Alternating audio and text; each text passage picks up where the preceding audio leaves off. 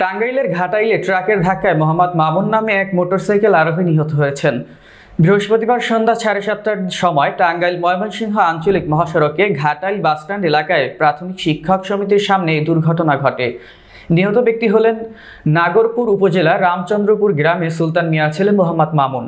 এ ঘটনায় মোটরসাইকেলে আরোহীর পেছনে থাকা ময়মনসিংহ জেলার ফুলবাড়িয়া থানার উশারিয়া হোসেন রিয়েল গুরুতর আহত হয়েছেন। পুলিশ ও স্থানীয়রা জানায়, ঘাটাইল প্রাথমিক শিক্ষক সমিতির সামনে দ্রুতগামী একটি মোটরসাইকেলকে পেছন থেকে একটি ট্রাক ধাক্কা দেয়। পরে মোটরসাইকেলটি নিয়ন্ত্রণ হারিয়ে ট্রাকের চাকায় পিষ্ট হয়ে ঘটনাস্থলেই মোটরসাইকেলের চালক নিহত হন।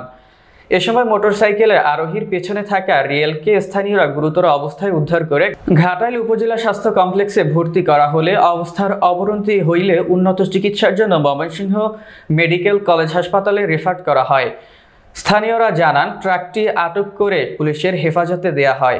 ঘাটাইল থানার ভারপ্রাপ্ত কর্মকর্তা মোহাম্মদ রকিবুল ইসলাম বিষয়টি নিশ্চিত করে জানান, ট্রাকের ধাক্কায় মোটরসাইকেল আরোহী নিহত হয়েছে। এ বিষয়ে আইনি ব্যবস্থা প্রক্রিয়াধীন।